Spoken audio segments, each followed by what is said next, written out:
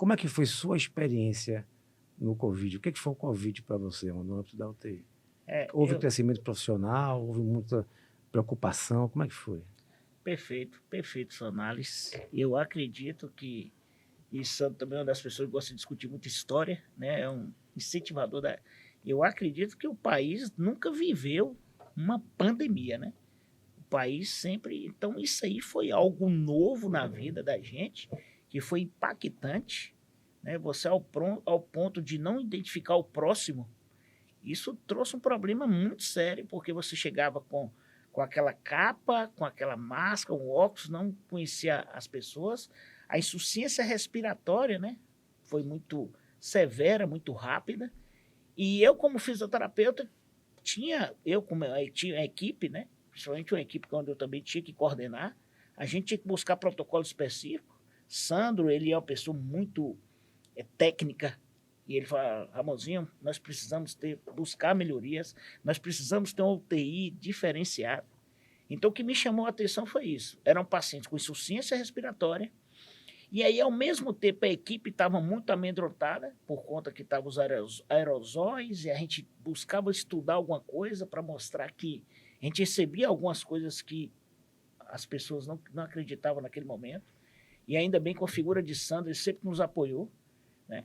Então, alguns artefatos, algumas ferramentas foram importantes, que eu vou citar aqui, como o próprio ressurgimento do Helmet, né? Lembrando que o Helmet é uma estrutura de VNI, uma interface, que já foi criada há muito tempo, retornou o Helmet. O Helmet foi muito importante. O sistema de aspiração fechada para não perder a pressão positiva. Lembrando que a maioria das insuficiências respiratórias agudas eram a SARA, e a gente tinha que desenvolver uma coisa rápida, e ao mesmo tempo não conhecer a equipe.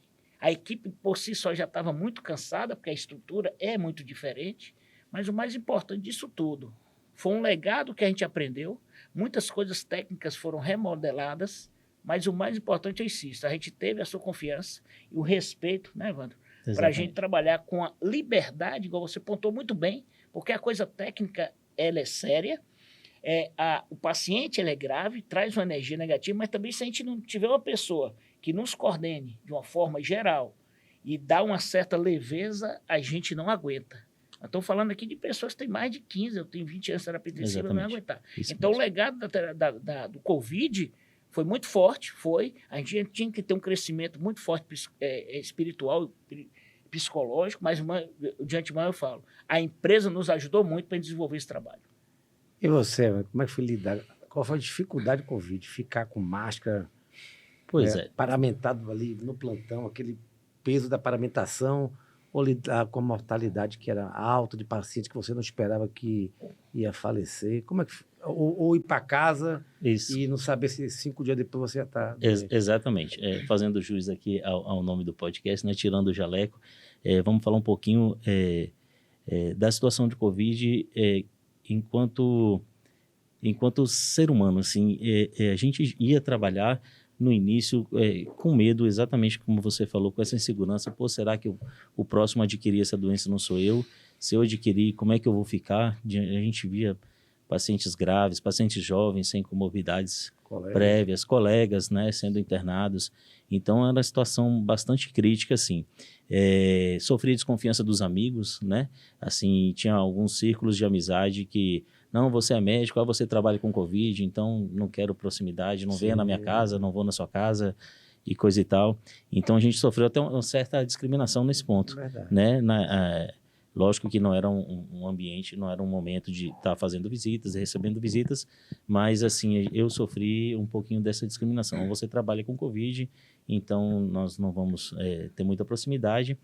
E coisa e tal. E eu lembro que no início tinha alguns médicos em São Paulo até se afastando da família, né? Alguns que alugaram, que se hospedaram, se instalaram em hotéis e não ficavam junto da família. Ficaram assim afastados 2, 3 meses, hospedados em hotéis porque trabalhavam com o Covid, com medo de chegar em casa e passar para os familiares. Né? Então, tinha todo esse medo da gente pegar o próprio Covid e passar para os familiares. Eu mesmo cheguei a me afastar da família por um tempo. Pois é. Então, tinha toda essa insegurança, né? Fora isso, o Ramon apontou muito bem, a gente trabalhava num ambiente extremamente tenso, né? A questão de se paramentar e desparamentar era muito tenso, porque naquele momento ali, principalmente na desparamentação, você poderia se contaminar e levar para casa, né? E assim você trabalhava com aquelas roupas pesadas, muito quente, suava bastante. E Ramon pontuou uma coisa interessante, às vezes né, no Covid foi contratado muita gente para trabalhar em caráter de urgência dentro da UTI, né, porque faltou mão de obra. Então, muitas vezes a gente trabalhava com a pessoa, só encontrava a pessoa paramentada dentro da UTI e fora da UTI não sabia quem era. Então, já houve circunstâncias da gente encontrar alguém na rua. Tudo bom, tá? Você trabalha onde? Eu trabalho no HCC, na UTI Covid. Eu dei plantão ontem. Eu dei plantão ontem, mas também estava lá e tal. Quem é você? Eu sou, é você que estava lá e tal. Então, quer dizer, era um negócio até interessante, né? Para você ver o nível de tensão que a gente trabalhava e da paramentação, como é que era, que a gente acabava nem se reconhecendo quando saía da UTI.